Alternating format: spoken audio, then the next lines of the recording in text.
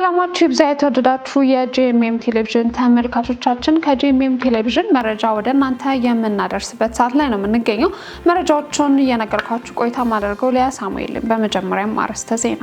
የናዝሬት አማኑኤል ህብረት ቤተክርስቲያን ለቀድሞ መሪዎች፣ አገልጋዮችና ምዕመናን የምስጋናና የእውቅና መርሃ ግብር አካሄደች። የቃለ ዜማ የተሰኘው የገጣሚ ትራሂል አሸናፊ የግጥም መድብል መጽሐፍ በይፋ ተመረቀ። የትንሳኤ በዓልን ምክንያት በማድረግ በምስራቅ አዲስ አበባ መሰረተ ክርስቶስ ቤተክርስቲያን ድጋፍ አደረገች። ከውጪ ቻይና የክብደት መጠናቸው ከ50 ኪሎ ግራም በታች የሆኑ ዜጎቿ ከመኖሪያቸው እንዳይወጡ አሳሰበች። አሜሪካዊው ፓስተር ደቡብ አፍሪካ ውስጥ ስብከት ላይ ሳሉ በታጣቂዎች ታፍነው ተወሰዱ። እንድትከታተሉ እየጋበዝኩኝ ዝርዝር መረጃዎቹን እነግራችኋለሁ። የናዝሬት አማኑኤል ህብረት ቤተክርስቲያን ለቀድሞ መሪዎች፣ አገልጋዮችና ምዕመናን የምስጋናና የእውቅና መርሃ ግብር አካሂዳለች። ባልደረባችን ዳንኤል ተስፋዬ ዝርዝር መረጃውን ይነግረናል። የናዝሬት አማኑኤል ህብረት ቤተክርስቲያን ለቀድሞ መሪዎች፣ አገልጋዮችና ምዕመናን የምስጋናና የእውቅና መርሃ ግብርን አካሄደች። የናዝሬት አማኑኤል ህብረት ቤተክርስቲያን ከተመሰረተችበት ከ1983 ዓ.ም ጀምሮ ከሀገር አልፎ በመላው ዓለም የሚደመጡና ተጽዕኖ ያመጡ ዝማሬዎችና መልእክቶች የብዙዎችን ህይወት የቀየረና አሁንም ድረስ አሻራዋን እያሳረፈች ያለች ቤተክርስቲያን ናት። አሁን ላይ በተለያዩ ምክንያት በቤተክርስቲያኒቱ ውስጥ የሌሉትን የቀድሞ አመራሮች፣ አገልጋዮችና ምዕመናንን ስላገለገሉት አገልግሎት፣ ስለነበራቸው ትጋት፣ ስላሳዩት ፍቅር ለማመስገንና እውቅናን ለመስጠት ልዩ የአንድነትና የምስጋና መርሃ ግብር አዳማ በሚገኘው የናዝሬት አማኑኤል ህብረት ቤተክርስቲያን ሚያዝያ 5 በታላቅ ድምቀት ተካሂዷል። የቤተክርስቲያኒቱ መጋቢ አስቴር ገብረመድህን እንደገለጹት ቤተክርስቲያኒቱ ከተመሰረተችበት ጊዜ አንስቶ እስካሁን ድረስ ያገለገሉ መጋቢዎችን እውቅና የሰጠንበት መርሃ ግብር ነው ብለዋል። ዛሬ በጌታ ጸጋና ምህረት ሚያዝያ 5 ቀን 2017 ዓ.ም ቀድሞ በቤተክርስቲያኗ እንቅስቃሴ በ1987 ዓ.ም አገልጋይ የነበሩ እንዲሁም ደግሞ ምእመን የነበሩ ቅዱሳኖች በሙሉ መተው የጋራና የአንድነት ጊዜ ነበረን።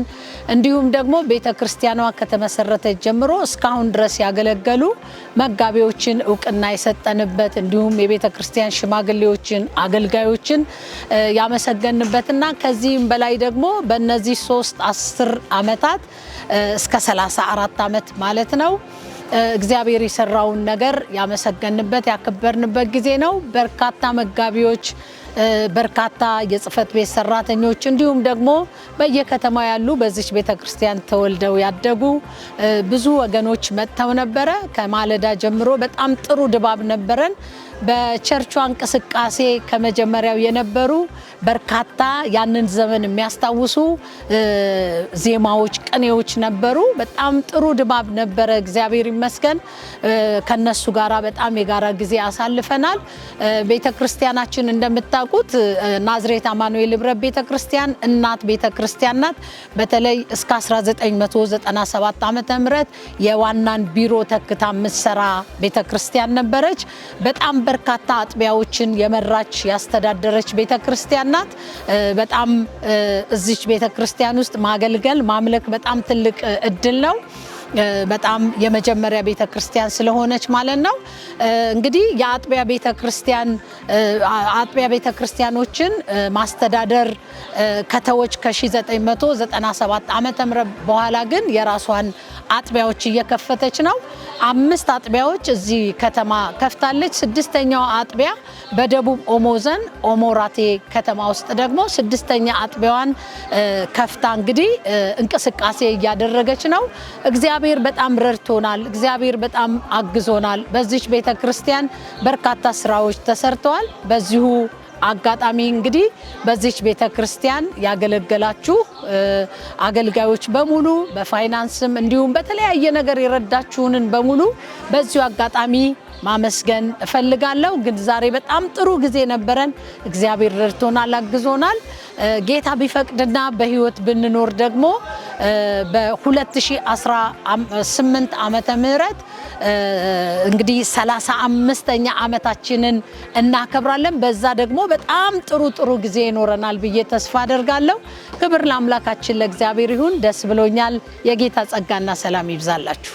ሚያዝያ 5 በቤተ ክርስቲያኒቱ ውስጥ በተደረገው የምስጋናና የእውቅና መርሃ ግብር ላይ የቤተ ክርስቲያኒቱ መሪዎች፣ ከተለያየ አካባቢ የመጡ የቀድሞ አገልጋዮችና ጥሪ የተደረገላቸው እንግዶች ተገኝተዋል።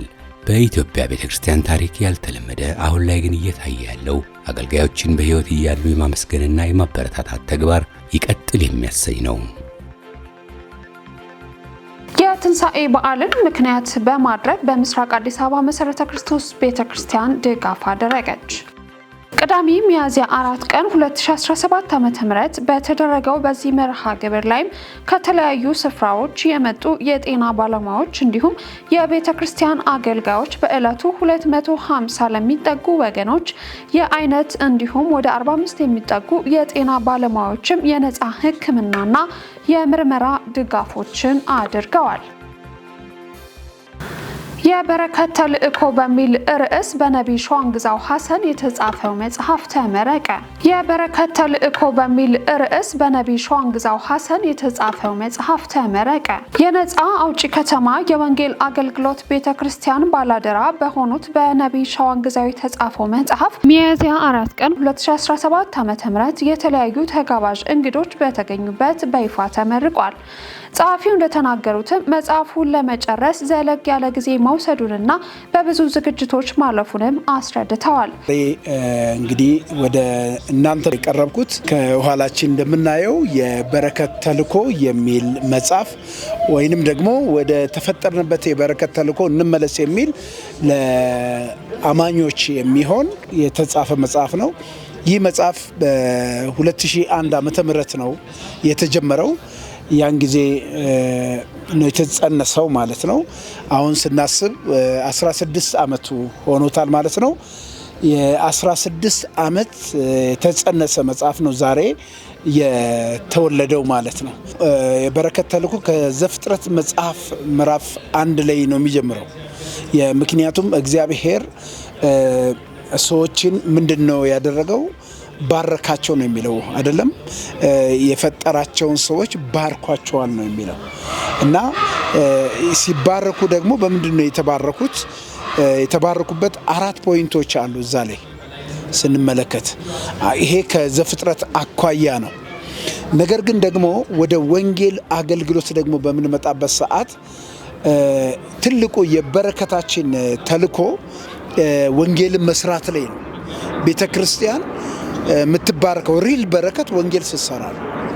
ይሄ በረከት ደግሞ ምንድነው? መንፈሳዊ በረከት ነው፣ ምድራዊ በረከት ነው እና መጽሐፉ የበረከት ተልእኮ የሚለው መጽሐፍ ትኩረቱ ከወንጌል ጋር የተያያዘ ነው። ይሄ መርሃ ግብር በሚደረግበት ጊዜ ሁሉም እንደምታዩቸው ደስተኛ ነበሩ።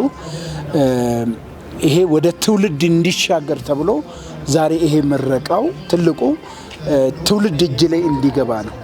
ስለዚህ በዚህም በእናንተ ፊትም ቆሜ የምናገረው ከአጥቢያነት ባለፈ ወደ ትውልድ የሚሻገር መጽሐፍ እንዲሆን ለዛ ይሄ መርሃ ግብር ተዘጋጅቷል። በመጀመሪያ ይሄ መጽሐፍ እጃቸው የሚገባ ሰዎች እግዚአብሔር እንዲባርኩ ወደ ተፈጠሩበት የበረከት ተልእኮ እንዲመለሱ ነው። ምክንያቱም ቤተክርስቲያን ከተልእኮ የተዘናጋን ተልእኮ አልባ እየሆንን አይነት ይመስላል አካሄዳችን፣ አወጣጣችን። ስለዚህ ያ እንዳይሆን ወደዛ እንዲመለሱ ነው። በመጨረሻ ደግሞ ከቤቴ ጀምሮ ባለቤቴን፣ ልጄን እና እንደገናም ደግሞ አስተማሪዎቼን ስፔሻሊ ደግሞ ይሄ መጽሐፍ መታሰቢያነት ተደርጎ ነው የተሰራው። መታሰቢያነቱ የዚህ መጽሐፍ ዋና መጋቤ ነው። መጋቤ ፓስተር ደርቤ አበራ ይባላል። በጅማ ከተማ ምስጋና ቤተክርስቲያን ነው ያለው። መታሰቢያነቱ ለሱ እንዲውል ብዙ ኢንቨስት ስላደረገ ለዛሬ እዚህ መድረሴ አባት አለኝ፣ መንፈሳዊ አባት አለኝ እና አሁንም ደግሞ ይህንን በሚተላለፈው ፕሮግራም በሚሰማበት ጊዜ ደስታው ሙሉ እንደሚሆን ነው። በሌላ በኩል በምርቃቱ ወቅት ያነጋገርናቸው የጸሐፊው ወዳጆች እንደገለጹትም ይህንን መሰል መጽሐፍ ለቤተ ክርስቲያን እንዲሁም ለወንጌል አማኙ ገዝተው ቢያነቡት እንደሚጠቀሙበትም አስረድተዋል። ፓስተር ፍስሐ ፈይሳ እባላለሁ። በኢትዮጵያ ጉባኤ እግዚአብሔር ቤተክርስቲያን በ6 ኪሎ አጥቢያ በመጋቢነት እንዲሁም በአዲስ አበባ መጽሐፍ ቅዱስ ኮሌጅ በመምህርነት አገለግላለሁ። ዛሬ እዚህ የተሰበሰብነው የበረከት ተልእኮ የተሰኘውን በወንድማችን በነቢይ ሸዋን ግዛው የተጻፈው መጽሐፍ ለመመረቅ ነው። ይህ መጽሐፍ በጣም ድንቅ መጽሐፍ ነው። እኔም እድሉን አግኝቼ ለማየት ለማንበብና አንዳንድ አስተያየቶችን አንዳንድ ሀሳቦችን ለመጨመር እድሉን አግኝቻለሁ። እንግዲህ ዛሬ በተለይ በነገረ መለኮት ትምህርት ቤት ብዙ ጥያቄዎች አሉ ወጣቶች የሚያነሱት። ለምንድን ነው የተፈጠርነው? ለመብላት ነው? ለመጠጣት ነው? ለመማር ነው? ለማግባት ነው? ዕቃ ለመግዛት ነው ወይስ ምንድን ነው ብለው ይላሉ።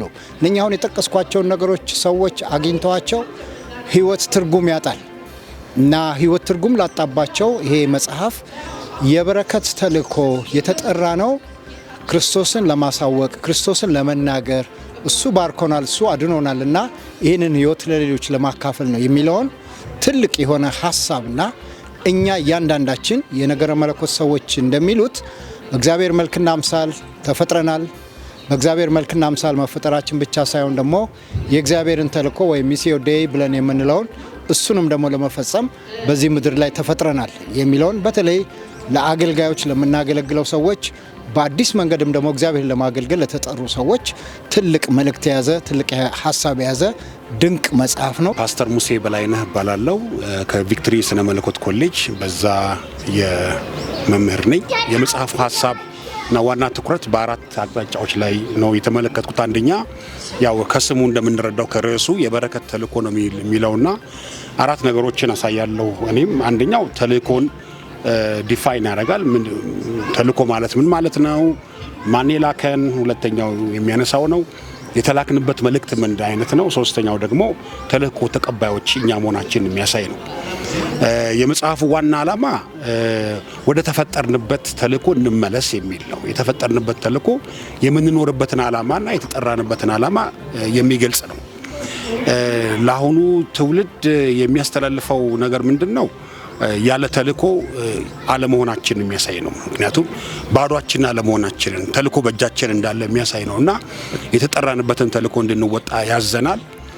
እንደ ዮሐንስ ወንጌል ምዕራፍ 9 ማለት ነው ጌታችን ኢየሱስ ክርስቶስ ቀን ሳለ የላከኝን ስራ ልፈጽም ይገባኛል አለና ያለነው በተልእኮ ውስጥ ስለሆነ የተሰጠንን ተልእኮ መጨረስ መፈጸም የሚገባን መሆኑን ነው። ምን አይነት መልእክት ነው ያለን?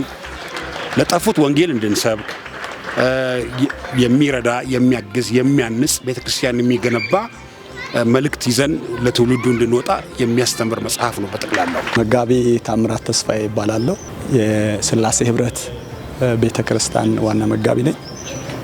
እንደገና ደግሞ የዛሬ መጽሐፍ የሚያስመርቅ የነቢይ ሸዋን ግዛው መንፈሳዊ ልጁ ነኝ። በመቀጠል ደግሞ ስለ ዛሬ ቀን በጣም ደስ ብሎኛል። ደስ ያለበት ምክንያት ሁለት ነገር ነው። አንደኛ መጽሐፉን የሚጽፈው በኔ መንፈሳዊ ህይወት ላይ ከእግዚአብሔር በታች እግዚአብሔር በኔ ህይወት ላይ ለመስራት ያሰበውን ከግብ እንዲደርስ በብዙ አቅጣጫ ከጎኔ እየቆመ እያስተማረኝ እየመከረኝ ለዚህ አበቃኝ ትልቅ መንፈሳዊ አባት ነው። ስለዚህ እሱ ይሄን መጽሐፍ ጀምሮ የነበረውን አጠናቆ ሳይ ደስ ብሎኛል። የዛሬ 10 ምናምን ዓመት በፊት ሲያስተምረን የሚያሳትም መጽሐፍ እንዳለ ስለዚህ የበረከት ተልእኮ በሚለው ላይ አንዳንድ ነገሮችን ያወራ ነበር። ስለዚህ ያን አስቦ የነበረ ነገር ዛሬ አሳክቶ ሳይ በጣም ትልቅ ደስታ ነው የተሰማኝ። በመቀጠል ደግሞ የተጻፈው መጽሐፍ ራሱ ብዙ መጽሐፍ ይጻፋል። ከመጽሐፎች ሁሉ የተለየ የሚያደርገው ሰውን እግዚአብሔር ወደ ፈጠረው የበረከት ተልእኮ እንዲመለስ የሚያደርግ ነው። እግዚአብሔር ሰውን የመጀመሪያውን ሰው እንኳን ስናይ ለበረከት እንዲሆን አድርጎ ነው የፈጠረው። ስለዚህ የጎደለውም ከበረከት ነው የጎደለው። ስለዚህ ወደዛ በረከት ሰው እንዲመለስ ደግሞ ልጁን ኢየሱስ ክርስቶስን ወደዚህ ምድር ልኮ እግዚአብሔር ልጁ መስቀል ላይ ሞቶ ሰው እንደገና ከወጣበት ወደሚበልጥ ክብር የሚመለስበትን መንገድ እግዚአብሔር አዘጋጅቷል። ሰዎች ይሄንን እንዲረዱት ይሄን እንዲገነዘቡ ተገንዝበው ወደዚህ እውነት እንዲመጡ ከማስተማር ባለፈ በሚዲያ ላይ ከማገልገል ባለፈ ጉባኤ ላይ ከማገልገል ባለፈ እንደገና በጽሁፍ መልክ ለሁሉ እንዲደርስ ለአንባቢ እንዲደርስ አድርጎ እንዲያበቃ አድርጓል። ስለዚህ በዚህ በጣም ደስ ብሎኛል። የቃል ዜማ የተሰኘ የገጣሚት ራሄል አሸናፊ የግጥም መድብል መጽሐፍ በይፋ ተመረቀ። ገጣሚት ራሄል ከግጥም ስራዎቿ ባሻገር በሀገር ውስጥ በመምህርነት እንዲሁም በውጭም በጃፓንና አሜሪካ በተለያዩ የስራ ዘርፎች ያገለገለችም ሲሆን በጃማይካ፣ በሌጎስ ናይጄሪያ የአሜሪካ ዲፕሎማት በመሆን ለ6 ዓመታት ያህል አገልግላለች። በአሁኑ ወቅት መኖሪያም በኒው ሃምፕሸር ስቴት ያደረገችው ገጣሚዋ ሚያዝያ 5 ቀን 2017 ዓ.ም ሳር ቤት በሚገኘው ኢንተርናሽናል ኢቫንጀሊካል ቤተክርስቲያን ተጋባዥ እንግዶች፣ ገጣሚያን እንዲሁም አገልጋዮች በተገኙበት አስመርቃለች። መጽሐፉም የእግዚአብሔርን ቃል ትኩረት ከማድረጋቸውን ባሻገር በየዘመኑ የሚታዩትን የሰብአዊ ቀውሶች፣ መገፋትና ዘረኝነት ከህይወት ዑደት ጋር በማስተሳሰር በብዕሯ መከተቧንም በዕለቱ ተወስቷል። የመጽሐፉ ጸሐፊ የሆኑት ገጣሚት ራሄል አሸናፊ ስለ መጽሐፉ ዝግጅት ምን ይመስላል የሚለውን ሀሳባቸውንም አጋርተዋል። በግጥም መድብሌ ውስጥ የተካተቱ ብዙ ሀሳቦች አሉ። ከመግቢያው ጀምሮ እንደተከታተላችሁት ለትውልድ የሚጠቅም ብዙ የታመቀ ነገር ውስጡ አለ። ትውልድን የሚያንጽ፣ ያጠፋውን የሚገስጽ፣ የወደቀውን የሚያነሳ፣ የተሰበረውን የሚጠግን፣ ትክክል ያልሆነውን በድፍረት ትክክል አይደለም የሚል በጣም ብዙ ሀሳቦች በውስጡ አሉ። ይሄ እድል ገጥሟችሁ በዚህ ያልተገኛችሁ ውድ ኢትዮጵያውያን፣ ኤርትራውያን ሁላችሁም ይህንን መጽሐፍ ገዝታችሁ ብታነቡት ከውስጡ ለህይወት መመሪያ የሚሆን ምክንያቱም ከታላቁ መጽሐፍ የተቀዳ ነውና ለህይወት መመሪያ የሚሆን ብዙ ጥቅም ታገኙበታላችሁ። ምንም የእድሜ ገደብ ሳይኖር ለህፃናትም፣ ለወጣቶችም፣ ለአዛውንቶችም፣ ለአረጋውያንም ጭምር በዚህ አጋጣሚ እድሉን ካገኘሁኝ ወደ መቄዶንያ ሄዳለሁ ብያለሁኝ። ስለ አባቶች፣ ስለ እናቶች ብዙ የምለው ነገር አለ በመጽሐፌ ውስጥ የተካተተ። እንግዲህ እግዚአብሔር በረዳኝ መጠን ወደፊትም እግዚአብሔር በሚሰጠኝ ጉልበትና ጸጋ ብዙ አስነብባለሁ። ወደፊት ግጥሞች ብቻ አይደለም በሌላም ነገር እገለጣለሁ ብዬ አስባለሁ። የአባቶቻችንን ቅኔ ሳይቀር ሰምና ወርቅ ቅኔዎች የተዘጋጁ አሉ። እነሱን ይዤ ደግሞ በአዲስ መልኩ እመጣለሁ እላለሁኝ። በጣም አመሰግናለሁ። ይህን መሰል መጽሐፍ ዝግጅት መደረጉ ለአንባቢያን አስተዋጽኦ እንዳለው በመድረኩ ተሳትፎ ያደረጉ ታዳሚያን የተገለጸም ሲሆን ሁሉም የግጥም መድብል መጽሐፉን ቢያነብ እንደሚጠቀም አስረድተዋል።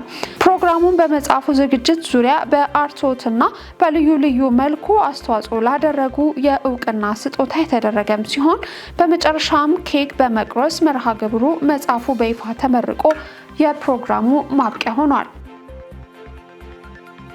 ኢትዮጵያውያን ተማሪዎች በቻይና የህዋዊ ቴክ ፎር ጉድ ግሎባል ውድድርን አሸነፉ። የኢትዮጵያ ዩኒቨርሲቲ ተማሪዎች የህዋዊ ዜድ ፎር ዘ ፊውቸር ቴክ ፎር ጉድ ግሎባል ውድድርን አንደኛ በመሆን አሸንፈዋል። ውድድሩ ከመጋቢት 29 እስከ ሚያዝያ 9 ቀን 2017 ዓ.ም በሚቆየውና በቻይና ቤጂንግና ሼንዘን የሚገኙ የቴክኖሎጂ ማዕከሎችን ጉብኝትና የተግባር ስልጠናዎችን ባካተተው ዝግጅት ነው የተካሄደው። በስድስት ተማሪዎች የተወከለው የኢትዮጵያ ቡድን ተማሪዎችን ከአዲስ አበባ፣ ሀሮማያ፣ ጅማ፣ ወልቂጤና አዲስ አበባ ሳይንስና ቴክኖሎጂ ዩኒቨርሲቲዎች ማሰባሰቡ ተገልጿል። ኢትዮጵያውያኑ ከሞሮኮ፣ ደቡብ አፍሪካ፣ አርጀንቲና፣ አየርላንድ፣ ማላዊ፣ ቪየትናም፣ የተባበሩት አረብ ኤሚሬቶችና ሌሎችንም ጨምሮ ከዓለም ዙሪያ ከተውጣጡ 12 ልዩ ቡድኖች ጋር መወዳደራቸው ተጠቁሟል። ተማሪዎቹ የእንስሳት ህመሞችን አስቀድሞ ለመለየት በተዘጋጀውና በአርቲፊሻል አስተውሎት በጎለበተው ኤሊቬት በተሰኘው ፕሮጀክታቸው የተወዳደሩ ሲሆን በዚህ ትኩረት ለመሳብ መቻላቸው ነው የተገለጸው። ይህ የፈጠራ ፕሮጀክት ከተባበሩት መንግስታት የዘላቂ ልማት ግቦች በተለይም ግብ 2 ዜሮ ረሃብ እና ግብ 15 ህይወት በምድር ከሚለው ጋር የተጣጣመ ነው ተብሏል። በግብርናና በእንስሳት ጤና ላይ ያሉ ወሳኝ ተግዳሮቶችን ይፈታል ተብሎ እንደሚታመን በውድድሩ መብራራቱንም የትምህርት ሚኒስቴር መረጃ ያመላክታል። የህዋዊ ኢትዮጵያ የህዝብ ግንኙነት ዳይሬክተር ሚስተር ሊሚንጎዌ ድሉ የኢትዮጵያ ወጣቶች ልዩ ችሎታና ፈጠራ የታየበት ነው ብለዋል። መጪው ትውልድ ከጊዜ ወደ ጊዜ እያደገ በመጣው የቴክኖሎጂ ገጽታ ውስጥ እንዲበለጽግ በሚያስፈልግ ለሚፈልገው ድጋፍና ሌሎችንም ማመቻቸቱ ለማስቀጠል ሁዋዊ ቁርጠኛ መሆኑንም ገልጸዋል። ዘገባው የፋና ነው። ወደ ተመልካቾቻችን እየተከታተላችሁ ያላችሁት ከጂኤምኤም ቴሌቪዥን ወደ እናንተ እየደረሰ ያለውን መረጃዎቻችንን ነው። ወደ ውጭ መረጃ አልፋለሁ። ቻይና የክብደት መጠናቸው ከ50 ኪሎ ግራም በታች የሆኑ ዜጎቻቸው ከመኖሪያቸው እንዳይወጡ አሳሰበች። በቻይና ሰሜናዊ ክፍል ዝናብ የቀላቀለ ከባድ ነፋስ መከሰቱን ተከትሎ የሰውነት ክብደት መጠናቸው ከ50 ኪሎ ግራም በታች የሆኑ ዜጎቿ ከመኖሪያቸው እንዳይወጡ አሳስባለች።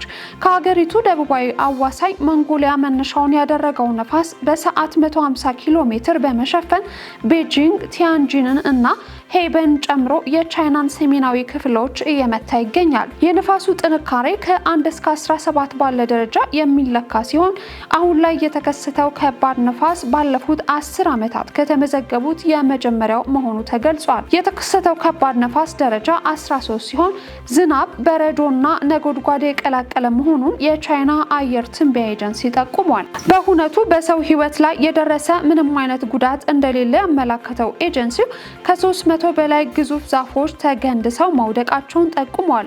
ይህንን ተከትሎ የሰውነት ክብደታቸው ከ50 ኪሎ ግራም በታች የሚመዝኑ ዜጎቿ በነፋሱ እንዳይወሰዱ በማሰብ ነው ከመኖሪያቸው እንዳይወጡ ማስጠንቀቂያ የተሰጠው።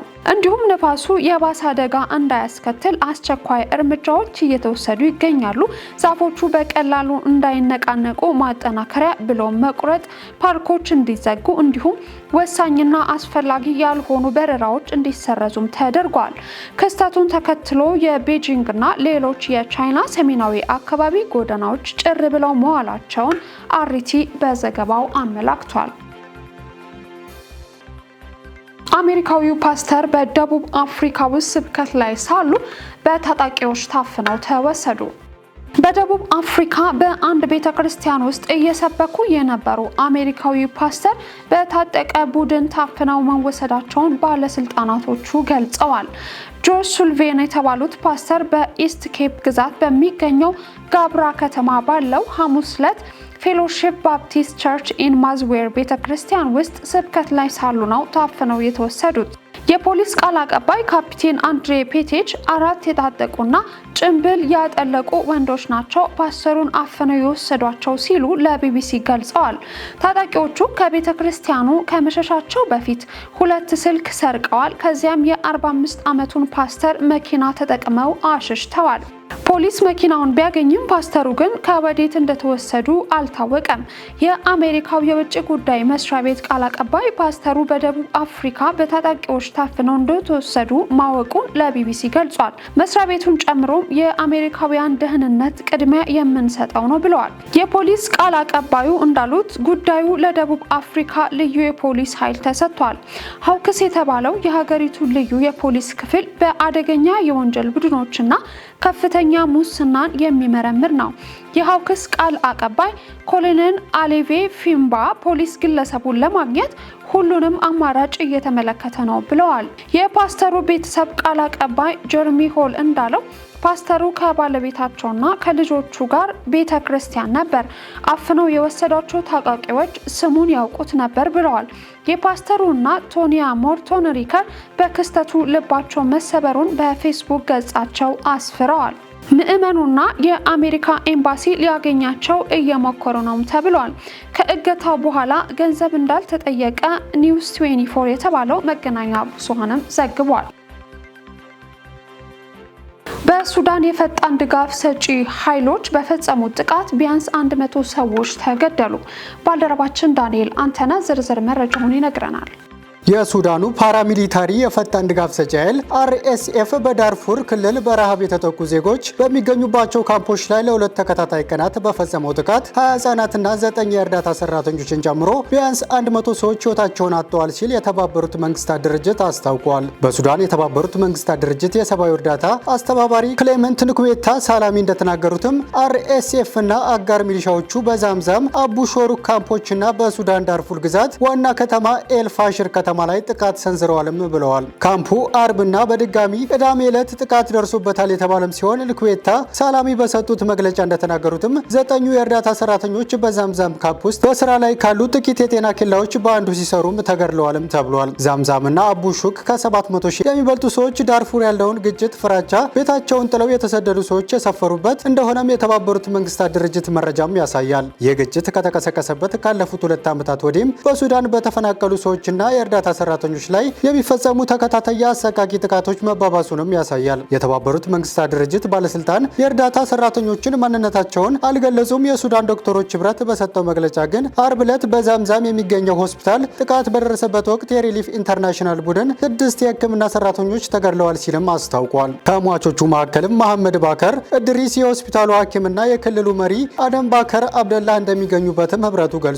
ለዚህም የወንጀልና አረመናዊ ድርጊት RSFን ተጠያቂም አድርጓል። ሪሊፍ ኢንተርናሽናል የ9 ሰራተኞችን ሞት ያረጋገጠም ሲሆን በጥቃቱም በዛምዛም የሚገኘው ማዕከላዊ ገበያና በካምፖች ውስጥ የሚገኙ በመቶዎች የሚቆጠሩ ጊዜያዊ ቤቶች መውደማቸውም ተገልጿል። መረጃዎቻችንን ከማጠቃለላችን በፊት አርዕስተ ዜናዎቹን ላስታውሳችሁ። የናዝሬት አማኑኤል ህብረት ቤተክርስቲያን ለቀድሞ መሪዎች፣ አገልጋዮችና ምዕመናን የምስጋናና የእውቅና መርሃ ግብር አካሄደች። የቃለ ዜማ የተሰኘው የገጣሚ ትራሄል አሸናፊ የግጥም መድብል መጽሐፍ በይፋ ተመረቀ። የትንሣኤ በዓልን ምክንያት በማድረግ በምስራቅ አዲስ አበባ መሰረተ ክርስቶስ ቤተክርስቲያን ድጋፍ አደረገች። ከውጪ ቻይና የክብደት መጠናቸው ከ50 ኪሎ ግራም በታች የሆኑ ዜጎቿ ከመኖሪያቸው እንዳይወጡ አሳሰበች። አሜሪካዊው ፓስተር ደቡብ አፍሪካ ውስጥ ስብከት ላይ ሳሉ በታጣቂዎች ታፍነው ተወሰዱ።